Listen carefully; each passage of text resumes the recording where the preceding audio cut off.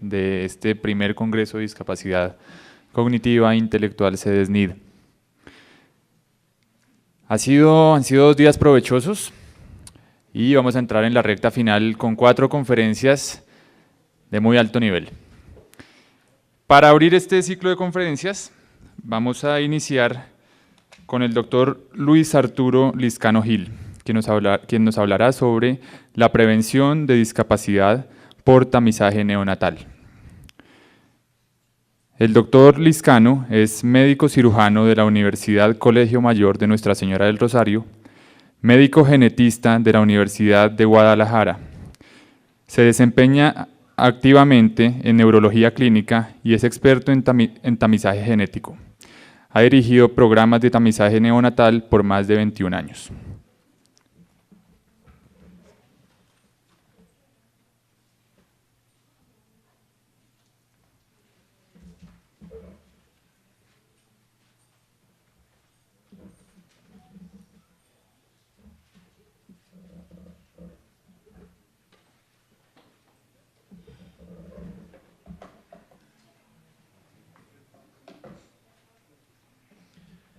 Buenas tardes.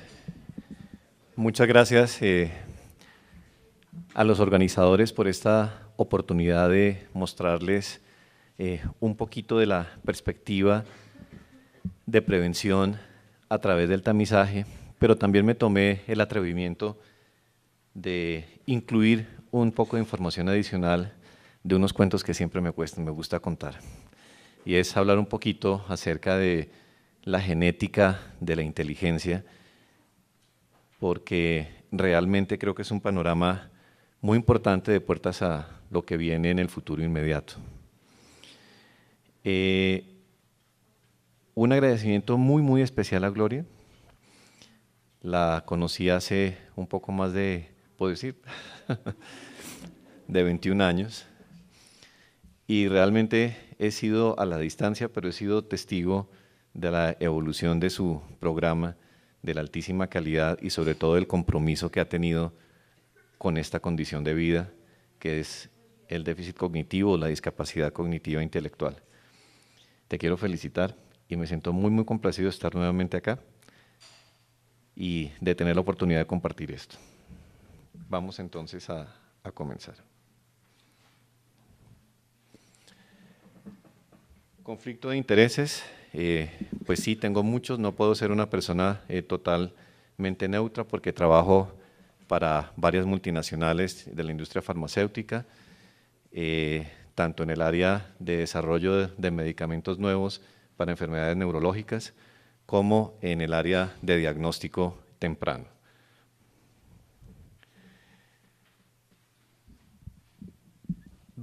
Y si nosotros miramos los programas de formación académica en neuropediatría, en neurogenética, que es lo que yo hago, y las clasificaciones internacionales de enfermedad, pues seguimos encontrando el término retardo mental. Tal vez ustedes ya han hablado de eso, pero yo quisiera contarles, a comienzos del siglo XX, el doctor Binet, de la escala de Stanford-Binet o Binet-Stanford, no sé cómo la llaman, tuvo la iniciativa de valorar el componente evolutivo del desarrollo y empezó a aplicar una serie de mediciones cuyas conclusiones le permitieron simplemente decir: estos niños tienen un desfase en el proceso de adquisición de destrezas y habilidades de lo que correspondería a su edad, es decir, tienen un pequeño retardo, y en contra de lo que él quería, se acuñó el término retardo mental. Él nunca quiso que ese fuera el término, pero ese es el origen, y él desaparece, digamos, a pesar, con la tristeza de nunca haber podido modificar ese concepto. Porque es que el término de retardo tiene todo lo que no queremos, y es básicamente desligarlo del componente evolutivo. Y cuando nosotros estamos hablando de desarrollo cerebral, estamos hablando de unos procesos genéticamente determinados que siempre van hacia adelante a mayor o menor velocidad y por lo tanto no tienen mucha razón técnica a hablar de retardo mental. Cuando vi el título del Congreso, pues estuve muy contento porque creo que es la primera vez que tengo la oportunidad de hablar en un escenario en el que el nombre es el que consideramos correcto. ¿Cómo se define? Pues ya han hablado mucho seguramente, pero quiero resaltar los componentes. El primero es una función intelectual general significativamente por debajo del promedio, y significativamente por debajo del promedio. Tal vez cambiamos. Sí. Gracias. Significativamente por debajo del promedio, pues es la aplicación de escalas. ¿Cuáles? No importa, pero son escalas que permiten tener una cifra, pero eso es apenas uno de los componentes. Por supuesto, debe coexistir con una deficiencia en el comportamiento adaptativo y se debe manifestar durante el periodo de desarrollo. Son los tres elementos que nos permiten nosotros hacer la definición. Una persona puede tener este componente presente, pero puede estar en un medio en el que no afecta para nada su vinculación a los procesos de adaptación social, de producción económica, etcétera, y por lo tanto no podríamos hacer el diagnóstico. Y entonces, este es el segundo mensaje, el diagnóstico no es una situación rígida, no es un diagnóstico permanente, no necesariamente es para toda la vida, hay variaciones en el tiempo. Es entonces la medida un punto de corte y es algo más bien arbitrario, es una cifra fría, pero la tenemos que manejar porque de alguna manera debemos ponernos de acuerdo en algún lenguaje. A pesar de que es arbitrario, es importante. Sin embargo, insisto, no es lo más importante, no es lo único importante. Está este punto de corte más relacionado con fines administrativos que con fines científicos. Cuando revisamos la literatura y hacemos análisis de las actitudes que los que intervienen en salud tienen frente al diagnóstico, pues encontramos que esto orienta más a finalidades administrativas que a finalidades asistenciales. Es preferible el concepto de retardo en el desarrollo respecto de un potencial teórico. Y no sé si es muy confuso lo que ahí escribí, pero eso es lo que de verdad debemos tener en mente. Es decir, cada uno tiene un esquema de posibilidades determinado por una interacción entre sus factores genéticos y los factores ambientales, y es alcanzar o no la plenitud de ese potencial lo que nos permitiría hablar entonces de un retardo en el desarrollo. Y qué curioso, porque entonces nosotros solamente hablamos de retardo en el desarrollo o nos interesa el retardo en el desarrollo cuando tiene un impacto sobre los resultados de las cifras y cuando tiene un impacto sobre la adaptación social.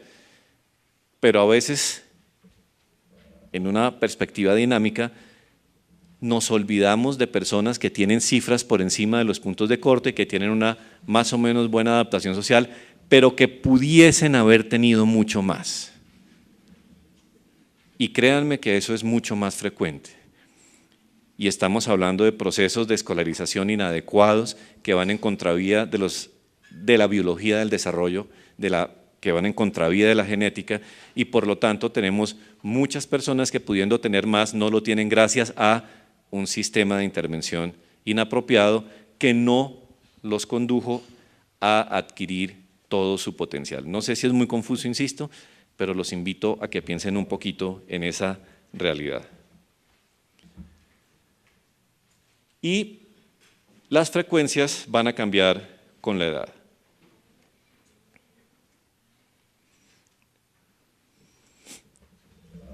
La siguiente pregunta importante es, ¿por qué ocurre? Porque no se trata solo de hacer el diagnóstico, se trata de saber qué es lo que pasa, por qué este individuo está en esa situación. Tradicionalmente, entonces, hemos hablado de algo que aparentemente es simple y es el enfoque de dos grupos. Es una variación fisiológica normal, es decir, es un rasgo con una distribución normal, o está determinado por alteraciones genéticas o influencias ambientales patológicas o las dos cosas. Y vamos a mirar entonces un poquito eso. esta gráfica, que además la saqué de Wikipedia porque increíble, estuve buscando un montón de gráficas que me sirvieran para la exposición, las conocemos muy bien, las dibujamos, pero cuando quería presentar una bonita no encontré. Esto teóricamente es la distribución del coeficiente intelectual en una población. Está, ustedes lo saben muy bien, teóricamente alrededor de 100 y hay dos extremos que se consideran límites anormales, pues los que están por encima, que también es un problema importante, que ojalá algún día podamos hablar de eso, y los que están por debajo. Teóricamente, esta sería la distribución de la inteligencia en una población, pero vamos a ver que no necesariamente es así. Entonces, si hablamos de personas que tienen el diagnóstico como consecuencia de que simplemente les tocó estar en este extremo de la distribución, estaríamos hablando entonces de que no hay una causa, simplemente es que su constitución es así y punto. Y eso es una hipótesis plausible y podría ser. Generalmente el CI es mayor de 50, por supuesto inferior de 70, pero usualmente es mayor de 50, con una prevalencia de 20 a 30 por 1000. Generalmente no hay ningún tipo de patología demostrable. La prevalencia disminuye después de la edad escolar, claro, son niños que tienen muchos problemas en su edad escolar, pero una vez que o salen de la escolarización o logran finalizarla a través pues, de los esquemas de inclusión que hay, pues pueden empezar a tener alguna actividad productiva y de relación con otras personas que hace que entonces el diagnóstico, de acuerdo con la definición que presentamos al comienzo, desaparezca. Y no hay mucha relación con el estrato socioeconómico. Si esto de verdad fuese una variación normal, entonces nosotros tendríamos que aceptar que únicamente estaríamos hablando de un 2.5% de la población. Obviamente hay sesgos en estas mediciones por el tipo de herramienta de identificación que se utiliza, por la selección de la muestra. Cuando se hacen estudios en las distintas poblaciones, la muestra no puede estar necesariamente seleccionada de una manera adecuada, y entonces estos dos no explican la totalidad de las diferencias que motivan el diagnóstico. Pero lo más interesante es que si nosotros vemos una distribución real, no la teórica que acabé de mostrar, nos vamos a dar cuenta que está la curva sesgada hacia la izquierda. Aquí intenté pintarla lo mejor posible, pero es una curva real. Si se dan cuenta de esta teórica tendencia central alrededor de 100, hacia la derecha hay menos que hacia la izquierda. Y esa es una distribución de verdad de las poblaciones.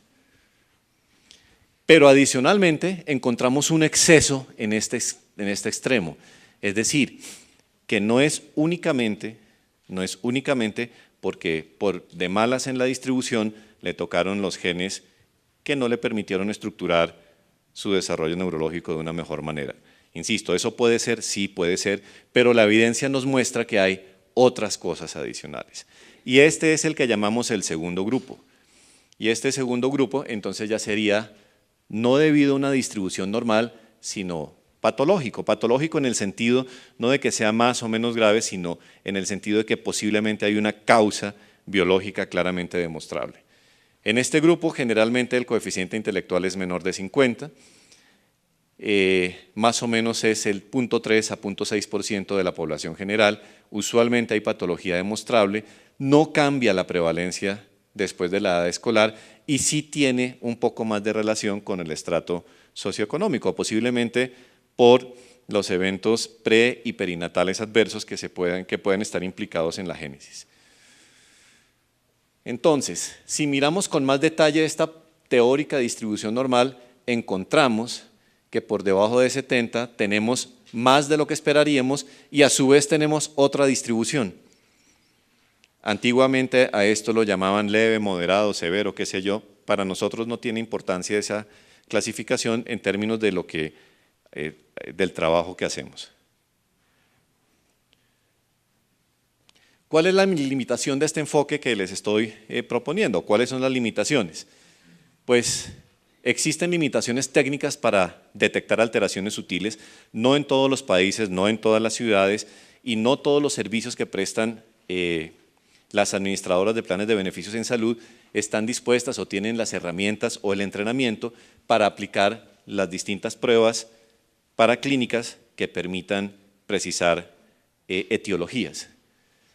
La inteligencia definitivamente no tiene un patrón de distribución completamente normal. Nos toca aceptar eso para poder hacer las escalas, pero definitivamente no tiene un patrón estrictamente normal. La curva está sesgada hacia la izquierda en todas las poblaciones.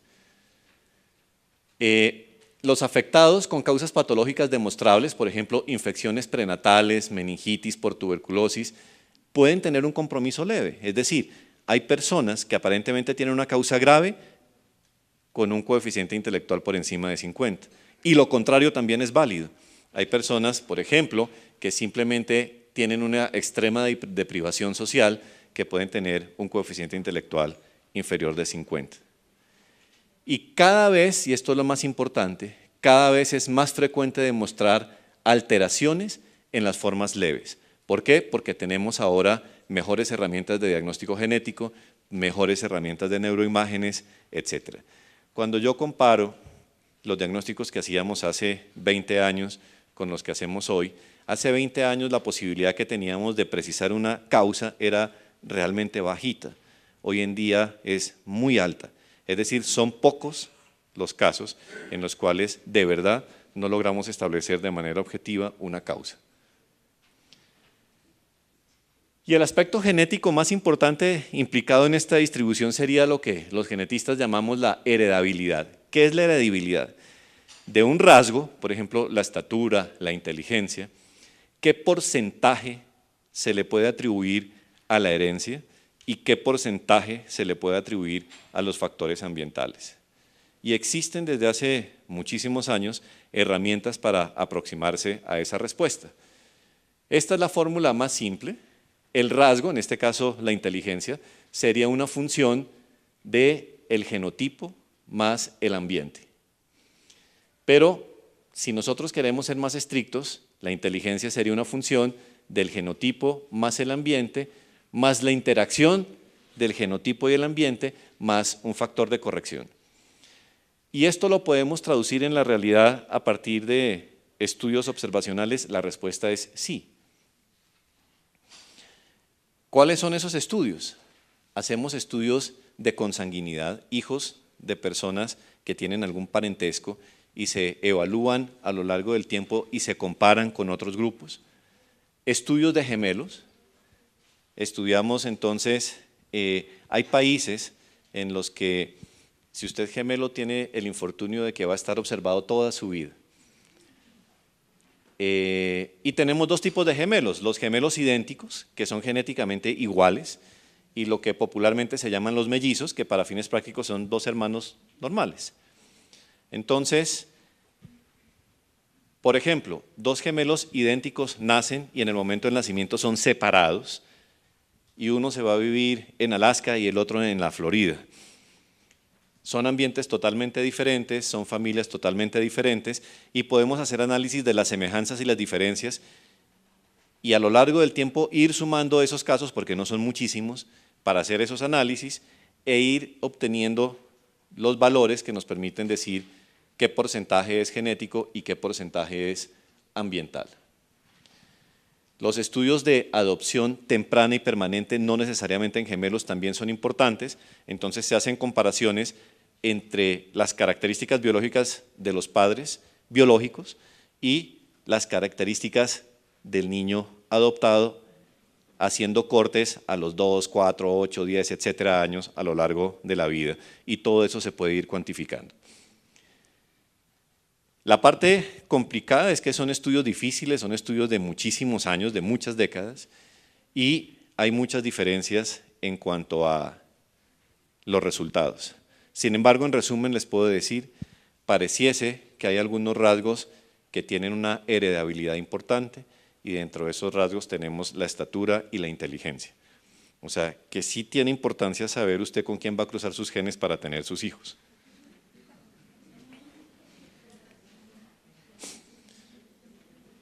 En Estados Unidos, pues que es lo que yo conozco y ese es un sesgo porque pues hay muchos otros escenarios, existen estudios con manipulación ambiental. Y traigo dos clásicos, uno es urbano y otro es rural. El urbano se llama el proyecto Milwaukee y el rural se llama el proyecto Carolina Abecedarian. En Estados Unidos hay una comisión que depende directamente del presidente para intervenir sobre el coeficiente intelectual de sus futuras generaciones. Y eso existe desde hace muchos años. Y se reúne un grupo de personas y dicen, bueno, los americanos vamos a tener en la próxima década un coeficiente intelectual de mínimo tanto. Y hacen una serie de trabajos interesantes. Puede que suene tonto, pero el trasfondo es interesante. Entonces, en el proyecto Milwaukee, en el Carolina Abecedarian, lo interesante es que se identifican futuros seres humanos que tengan condiciones de riesgo. ¿Cuáles son las condiciones de riesgo?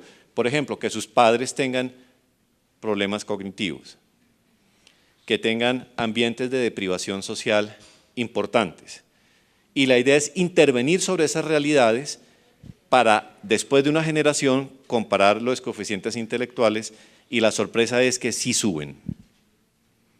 La sorpresa es que sí suben. No es que le quitan a los niños a sus padres, es que hay apoyo a estas familias para que el tema de estimulación sea mucho más adecuado a la realidad biológica de esos niños y por lo tanto el factor ambiental también tiene una importancia trascendental. Si bien es cierto, hay que saber con quién se cruzan sus genes, también hay que saber esos genes producto del cruce en dónde van a crecer. Y sí tiene mucha importancia. Entonces, estas variables que se pueden manipular de manera tan marcada hacen que las interpretaciones de los resultados pues no sean tan sencillas. No sé si ustedes lo saben, por ejemplo, en los Estados Unidos los profesores de las escuelas tienen la obligación de identificar los niños que tienen mejor desempeño y eso va a una base de datos del presidente. Se llama el programa de Honors. Estos niños pueden estar en la escuela más perdida en cualquier lugar del país, pero están en una base de datos. Y el presidente les manda una carta a ellos, a sus papás, todos los años, los felicita porque les va bien, y son puestos en un programa de escolarización paralelo pero diferente al de los demás niños. Y son los niños que después van a ser peleados por las becas universitarias, son los niños que van a asistir a conferencias especiales donde sus profesores son, por ejemplo, Bill Clinton, Neil Armstrong, etcétera, etcétera, para irlos formando como líderes en los programas que ellos tienen establecidos para garantizar el desarrollo económico del país en las siguientes generaciones. Y todo es derivado de este tipo de conceptos. Entonces, sí tiene importancia lo que les mencioné al comienzo y es, piensen, es no solamente en que se quedó por debajo del estándar, sino en no logró lo que hubiese podido adquirir, así esté por encima del estándar. Son cosas diferentes pero complementarias. Y paralelamente pues tenemos el desarrollo de las técnicas genéticas que permiten disecar toda la realidad biológica de funcionamiento del sistema nervioso en su nivel molecular e ir aprendiendo mucho. Entonces, por ejemplo, tenemos ya trabajos como este, como la genética molecular de la cognición humana, con una gran cantidad de elementos objetivos, medibles, cuantificables, analizables en el tiempo, que nos permiten aprender acerca de cómo se van estructurando estos procesos. Para hacerme entender un poco mejor, necesito explicarles qué es una enfermedad. Cualquier enfermedad puede estar localizada a lo largo de un espectro. Un espectro es una sucesión continua de eventos, no es un fantasma de Halloween, sino es una sucesión continua de eventos. Por ejemplo, el espectro de la luz que se extiende entre el rojo y el violeta. Aquí este espectro se extiende entre los genes y el ambiente. Aquellas enfermedades que son ocasionadas únicamente como consecuencia de exposición del individuo a factores ambientales, pues se llaman enfermedades ambientales, y en ellas, en su origen no participan los genes. Yo quisiera preguntarles aquí, ¿quién me quisiera dar ejemplos de enfermedades puramente ambientales? Alguien que se atreva, a ver. Una infección, ¿cierto? Una infección es una enfermedad posiblemente puramente ambiental, pero no todas las infecciones. Por ejemplo, no a cualquiera le da lepra, no a cualquiera le da tuberculosis, no a cualquiera le da SIDA. El factor ambiental es muy importante y hay algunas que son puramente ambientales. Es una categoría, las enfermedades infecciosas. ¿Qué otro tipo de enfermedades ambientales conocen? Los traumas, muy bien. Si a alguien le dan un balazo, se le va a abrir un hueco en su cuerpo, no importa qué genes tenga. ¿Qué otro tipo de enfermedades ambientales? Sería la exposición a tóxicos, ¿cierto? Si alguien se toma una botella de un insecticida, se muere. Sí, cualquier tipo de tóxico, ¿sí? Bien sea, por ejemplo, radiación nuclear, etcétera.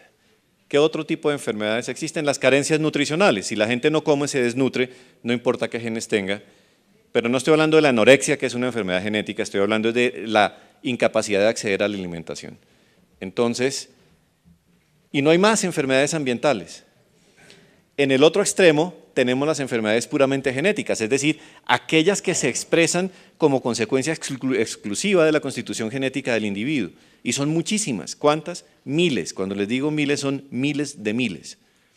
Y en situaciones intermedias tenemos aquellas que son una interacción entre la constitución genética del individuo y la exposición